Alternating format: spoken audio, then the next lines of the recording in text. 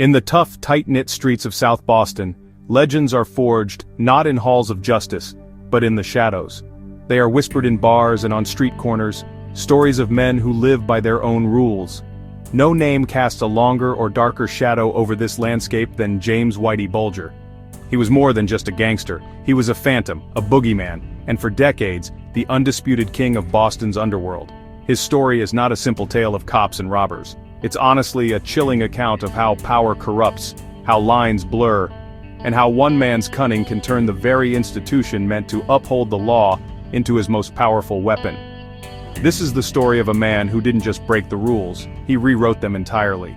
Bulger's legacy is a complex tapestry of fear, loyalty, and brutal efficiency. To some in his neighborhood, he was a local boy who made good, a modern-day Robin Hood who kept drugs out of Southie and protected his own. This was the myth he carefully cultivated, a public relations campaign waged with intimidation and the occasional act of calculated generosity. But beneath this veneer was a cold-blooded killer and a criminal mastermind. He ran a sprawling empire built on racketeering, drug trafficking, and murder. He controlled politicians and police officers alike, instilling a fear so profound that witnesses would rather risk prison than testify against him. His influence was so complete that he operated with near total impunity for years. The most shocking part of his story is not the crimes he committed, but how he got away with them for so long. The common narrative paints him as a top-echelon FBI informant, a rat who sold out his rivals to save himself. But the truth is far more disturbing. Whitey Bulger was no one's subordinate. He flipped the script, turning federal agents into his paid employees. He corrupted the very heart of the FBI's Boston office, transforming it into a private intelligence agency dedicated to protecting his interests and eliminating his competition. He didn't work for the government in many ways worked for him. Today, June 12, 2025, the story of Whitey Bulger continues to captivate and horrify. It serves as a stark reminder of the fragility of our institutions and the seductive power of evil. From his early days as a small-time hood to his 16 years as one of America's most wanted fugitives, his life was a masterclass in manipulation. His eventual capture in 2011 and his violent death in prison in 2018 brought a bloody end to his reign, but it did little to diminish his legend. He remains a symbol of ultimate defiance, a ghost who still haunts the city he once ruled with an iron fist, leaving behind a legacy of corruption and violence that is impossible to forget. James Joseph Bulger Jr. was born in 1929, a child of the Great Depression, raised in the Mary Ellen McCormick housing projects of South Boston. This was a world of its own, a gritty, insular Irish-American enclave where survival depended on toughness and loyalty. From a young age, Whitey, a nickname he despised but could never shake, was known for his fierce temper and quick fists. He was a product of his environment, a place where the lines between right and wrong were often blurred by necessity. While his younger brother, William Billy Bulger, pursued a different path, one that would eventually lead him to become the powerful president of the Massachusetts Senate, Whitey found his calling in the streets, embracing a life of crime with cold ambition. His criminal career began early, with arrests for larceny and assault as a teenager. He was not just another street tough, he was smarter, more disciplined, and more ruthless than his peers. After a stint in the Air Force, which ended with an honorable discharge despite numerous disciplinary issues, he returned to Boston and escalated his criminal activities. In the 1950s, he graduated to bank robbery, leading a crew that hit banks across New England. His reputation for meticulous planning grew, but his luck eventually ran out. In 1956, he was arrested and sentenced to federal prison, a journey that would take him to some of the country's most infamous institutions, including the legendary Alcatraz.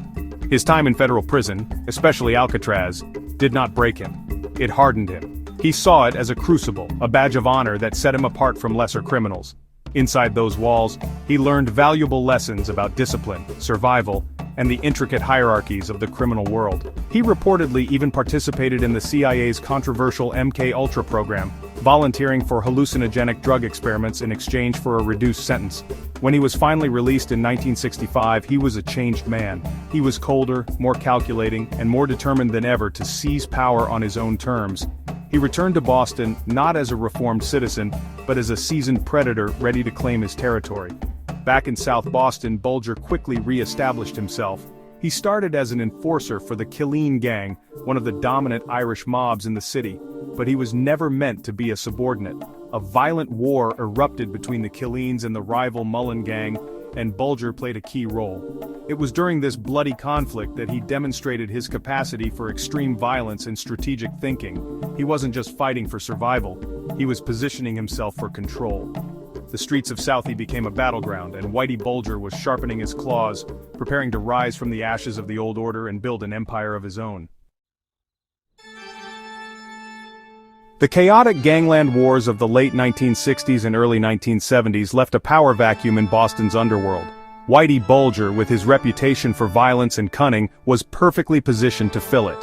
After the leader of the Killeen gang was murdered, Bulger brokered a truce and merged the remnants of his crew with the victorious Mullen gang. This alliance created a new formidable force in Boston crime, the Winter Hill Gang. While initially based in Somerville, under Bulger's influence, the gang's center of power shifted decisively to his home turf of South Boston. He was not the official boss at first, but his intelligence and ruthlessness quickly made him the organization's true leader. Under Bulger's command, the Winter Hill Gang became a disciplined and highly profitable criminal enterprise. They specialized in loan sharking, extortion and bookmaking, preying on local businesses and illegal gambling operations. Bulger ran his empire with an iron fist. He was known for his punctuality, his disdain for flamboyant displays of wealth, and his absolute insistence on loyalty. Betrayal was the ultimate sin, one that was always punished by death. His partner in crime, Stephen the Rifleman Flemmy, shared his penchant for brutality. Together they created a climate of fear so pervasive that few dared to cross them, and even fewer dared to speak to law enforcement about their activities. What set Bulger apart was his strategic mind. He understood that brute force alone was not enough to guarantee long-term success. He needed to control information and neutralize threats before they could materialize. He meticulously gathered intelligence on everyone, from his own crew members to rival gangsters and corrupt officials. This knowledge was his real power. He knew who was cheating, who was in debt, and who might be tempted to talk to the police. This allowed him to operate one step ahead of everyone else, consolidating his control over Boston's criminal rackets, and methodically eliminating anyone who stood in his way, particularly his chief rivals in the Italian-American Patriarcha crime family. The rise of the Winter Hill Gang under Whitey Bulger marked a new era for organized crime in Boston. It was no longer just about street brawls and turf wars, it was about sophisticated, systematic corruption. Bulger's influence extended beyond the criminal underworld and deep into the fabric of the city itself. His brother Billy's political power provided a cloak of legitimacy and a network of powerful connections, creating a unique and formidable dynasty of power. One brother ruling the state house, the other ruling the streets. This parallel ascent of the Bulger brothers created an untouchable aura around Whitey, making him seem less like a common criminal and more like an invisible, untouchable force of nature. The most audacious and defining chapter of Whitey Bulger's criminal career began in 1975. It was then that he forged a secret alliance with the one organization that should have been his greatest enemy, the Federal Bureau of Investigation. This was not a case of a criminal turning informant to save his own skin. It was a strategic masterstroke of corruption. The architect of this unholy pact was John Connolly, an ambitious FBI agent who had grown up in the same South Boston projects as Bulger. Connolly idolized Bulger, seeing him not as a thug, but as a neighborhood legend. He approached Bulger with a proposition to help the FBI take down the powerful Italian mafia, and in return, the Bureau would look the other way. Bulger saw the opportunity immediately. He recognized that controlling the FBI would be infinitely more valuable than evading it. He and his partner, Stephen Flemmy, agreed to the arrangement, but on their own terms. They would not be informants in the traditional sense, they would be partners. This relationship allowed Bulger to operate with a shield of federal protection. He could now commit crimes with impunity, knowing that his handler Connolly would protect him from investigation and arrest. The FBI, hungry for a victory against the Italian mafia, was a willing and ultimately corrupted partner in this diabolical arrangement. Bulger had effectively placed the nation's premier law enforcement agency in his pocket. The corruption spread beyond just one agent. Connolly's supervisor, John Morris, the head of the FBI's organized crime squad in Boston, was also drawn into Bulger's web. Bribes of cash-stuffed envelopes, cases of expensive wine, and lavish gifts ensured his silence and cooperation. With both Connolly and Morris compromised, Bulger had carte blanche. The Boston FBI office essentially became the Bulger Bureau of Investigation. He received a steady stream of priceless intelligence. Connolly would warn him about wiretaps, surveillance operations, and, most importantly, the identities of anyone within his own circle who was cooperating with the law. This information was a death sentence for those labeled as rats. With the FBI as his personal intelligence service, Bulger launched a devastating war against his primary rivals, the Angulo crime family, who ran the Boston faction of the Patriarcha mob. He fed Connolly information that led to a series of high-profile arrests and indictments that crippled the Italian mafia's operations in New England. To the outside world, the FBI was winning a major victory against organized crime. But in reality, they were simply clearing the field for a more ruthless and cunning predator. Whitey Bulger had weaponized the federal government, using its power and resources to systematically destroy his enemies and solidify his own position as the undisputed king of the Boston underworld. The word informant carries a heavy weight in the criminal world. It means rat, snitch, betrayer. Whitey Bulger, a man who built his empire on a foundation of fear and an ironclad code of silence, loathed this label above all else. Throughout his life, and especially during his trial, he vehemently rejected the notion that he was ever an FBI informant. His defense was simple and honestly, chillingly arrogant. He was not their tool, they were his. In his own words, he claimed to have told his FBI handler, "I will not be called an informant, I will be your strategist." This was not just a matter of semantics. It was the core of his entire operation, and really, the secret to his long and bloody reign. Evidence strongly supports Bulger's claim. A traditional informant provides information in exchange for leniency or cash, operating from a position of weakness. Bulger operated from a position of power. He and Stephen Flemmi paid their FBI handlers, including John Connolly, over $235,000 in bribes over the years. They dictated the terms of the relationship. As his associate Kevin Weeks later explained, he flipped the switch. The FBI came to him for help and he ended up using them as his private police force. He controlled the flow of information, carefully curating what he gave them to ensure it only served his own interests, primarily the destruction of his Italian mafia rivals. The benefits flowed almost entirely in one direction, toward Bulger. While the FBI celebrated its takedown of the Patriarcha family, Bulger's Winter Hill gang was free to expand its own criminal enterprises without fear of federal interference. Connolly and other corrupt agents consistently protected him, tipping him off to pending indictments and investigations from other law enforcement agencies, like the Drug Enforcement Administration and the Massachusetts State Police. They sanitized his informant file, removing any mention of his most serious crimes, including murder, to ensure his status as a valued asset remained intact. He was not informing on his own crew, he was using the FBI to eliminate his competition. The ultimate proof of Bulger's control lies in the intelligence he received, not the intelligence he gave. Connolly provided him with information about suspected rats within his own organization, effectively signing their death warrants. He warned Bulger about surveillance, allowing him to stay one step ahead of any legitimate law enforcement effort. He even supplied him with 40 pounds of C4 plastic explosives. This was not the behavior of a law enforcement agency controlling an informant. This was a corrupted agency serving a criminal mastermind. Bulger wasn't just a gangster protected by a few bad agents, he was a kingpin who had successfully orchestrated the capture of an entire federal office. With the FBI acting as his shield, Whitey Bulger's criminal empire flourished, and his reign of terror really intensified. His operations were vast and varied, honestly, a portfolio of crime that generated millions of dollars. He was the king of extortion, demanding rent and street tax from bookmakers, drug dealers, and even legitimate business owners all across the city. To refuse was to invite a brutal beating or, sometimes worse. He controlled the drug trade in South Boston, especially the distribution of cocaine and marijuana, all while carefully cultivating this public myth that he kept hard drugs out of his neighborhood. But that was a lie.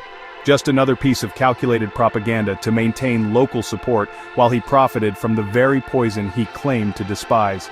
His ruthlessness was legendary, and murder was simply a tool of the trade. Bulger was not a man who delegated killing. More often than not, he was a hands-on executioner. Acting on intelligence from his corrupt FBI handlers, he would lure suspected informants or rivals to their deaths. One house in South Boston became a notorious killing floor. Victims would be brought to the home, interrogated, often by Bulger himself, and then murdered. Their bodies were unceremoniously buried in the dirt basement, their disappearances just adding to the ghost stories that swirled around this untouchable gangster. At his trial in 2013, he was ultimately convicted of participating in 11 of these brutal murders, though law enforcement believes the true number is much higher. The details of these murders reveal a shocking level of cold-blooded cruelty.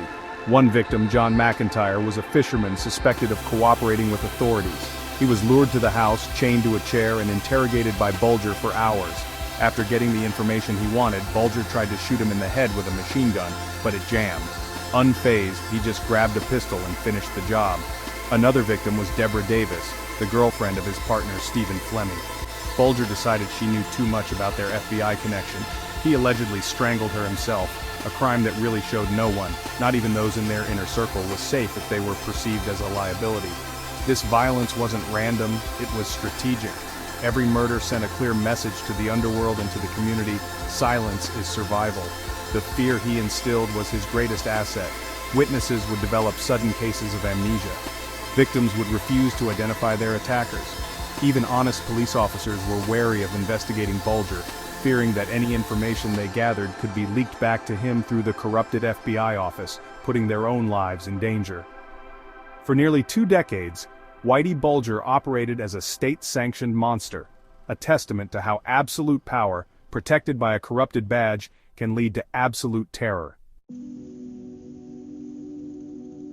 The unholy alliance that had protected Whitey Bulger for 2 decades finally began to crumble in the mid-1990s. Honest investigators within the DEA and the Massachusetts State Police, frustrated by years of FBI obstruction, had built an airtight racketeering case against Bulger and his associates. A sweeping federal indictment was coming down, one that even his corrupted allies in the FBI could no longer stop. But Bulger had one last card to play. In late December 1994, his longtime handler John Connolly gave him a final fateful tip-off. The indictment was imminent, and his arrest was scheduled for early January 1995. This warning gave Bulger the head start he needed. Just before Christmas, Whitey Bulger packed a bag, collected some cash, and vanished. He drove out of Boston with his girlfriend Teresa Stanley, but she soon grew tired of life on the run and he sent her home. He then called his other longtime companion, Catherine Grieg, who willingly joined him in a life of exile. For the next 16 years, Bulger became a ghost. He and Greg traveled across the country and even internationally, using a series of false identities and a stash of cash to stay hidden in plain sight. He landed on the FBI's 10 most wanted fugitives list, a position of notoriety he would hold for over a decade. The man who once controlled the FBI was now being hunted by it. The manhunt for Whitey Bulger was one of the longest and most expensive in United States history. Yet for years, it yielded nothing. There were reported sightings in London, Italy, and all across the country, but he always remained elusive. His ability to disappear so completely just fueled his legend. After Osama bin Laden was killed in 2011, Whitey Bulger, the 81-year-old gangster from Southie, was elevated to the top spot on the most wanted list, becoming public enemy number 1. The FBI offered a $2 million reward for information leading to his capture, the largest bounty ever offered for a domestic fugitive. He had become a phantom, a living testament to the failures of the very agency he had once manipulated. The breakthrough came not from brilliant detective work, but from a strategic shift in focus. The FBI realized that Bulger would never be found by focusing on him alone. The key was his loyal companion, Catherine Grieg.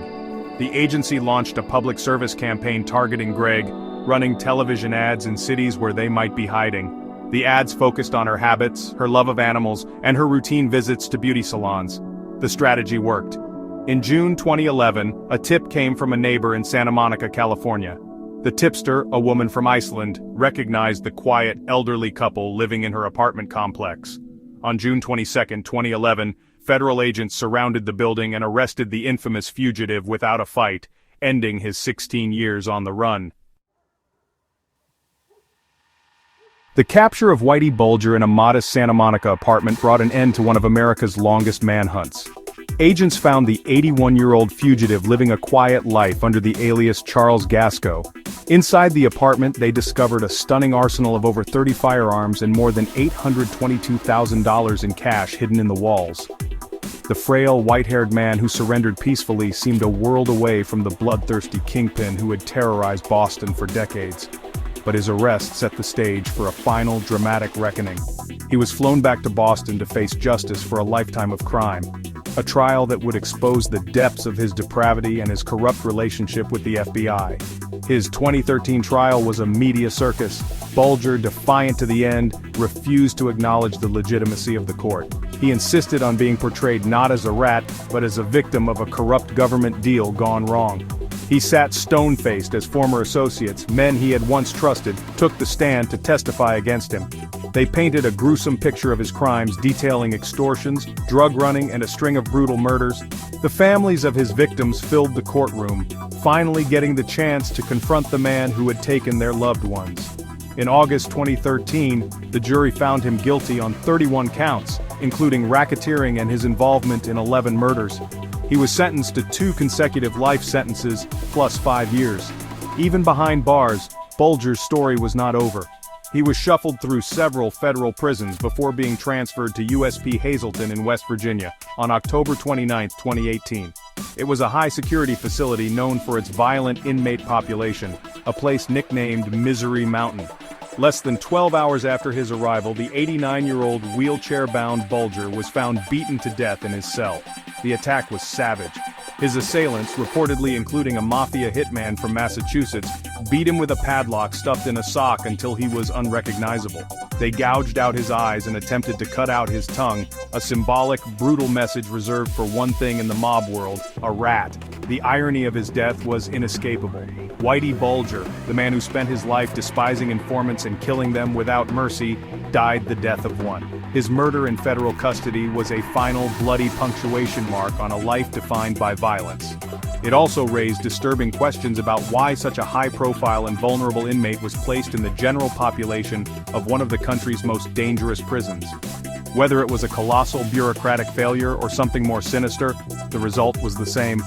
The ghost of South Boston, the man who had outsmarted the FBI and evaded justice for so long, met his end not in a blaze of glory, but in a dark prison cell at the hands of other criminals. In death, as in life, Whitey Bulger remains a figure of intense fascination. His story has been immortalized in books, documentaries, and major motion pictures like Black Mass. He is more than just a historical figure. He's become a fixture in the dark folklore of American crime. This enduring legacy is built on a potent and unsettling combination of terror and cunning. He represents a type of outlaw who didn't just operate outside the law but seemed to master it, bend it to his will. For many, his ability to corrupt the FBI and use the federal government as his personal instrument of vengeance is a testament to his genius, however evil it may have been. This fascination speaks to a deeper, more complicated aspect of our culture: our admiration for powerful figures who defy authority. Bulger was the ultimate anti-hero. He was intelligent, disciplined, and utterly ruthless. He built an empire from nothing, and held a major American city in his grip for decades. The myth he cultivated, that of a neighborhood protector who kept the streets safe, still resonates with some in South Boston, a testament to his skill as a manipulator. This romanticized view, of course, willfully ignores the trail of bodies and shattered lives he left in his wake. Yet, the image of the cunning mastermind who outsmarted the system remains incredibly powerful. His story serves as a cautionary tale about the corrosive nature of power and the vulnerability of our most trusted institutions. The Bulger case exposed a level of corruption within the FBI that was shocking to the nation. It showed how personal relationships and ambition could lead federal agents to betray their oaths, protect a murderer, and become complicit in his crimes. His former handler, John Connolly, was ultimately convicted and sent to prison, but the scandal left a permanent stain on the Bureau's reputation. Bulger didn't just break the law, he broke the trust between the public and the people sworn to protect them, a breach that is not easily repaired. Today, on June 12, 2025, Whitey Bulger is gone, but his legend persists. He is remembered not simply as a killer or a gangster, but as a uniquely American phenomenon. He was a product of his time and place, a man who navigated the parallel worlds of crime and politics with unparalleled skill. He was a ghost who haunted the streets of Boston, a boogeyman whose name was whispered in fear, and a master manipulator who turned his hunters into his protectors. For those captivated by the allure of the outlaw, by the story of a man who took on the system and won for so long, Whitey Bulger will forever remain a dark and compelling icon.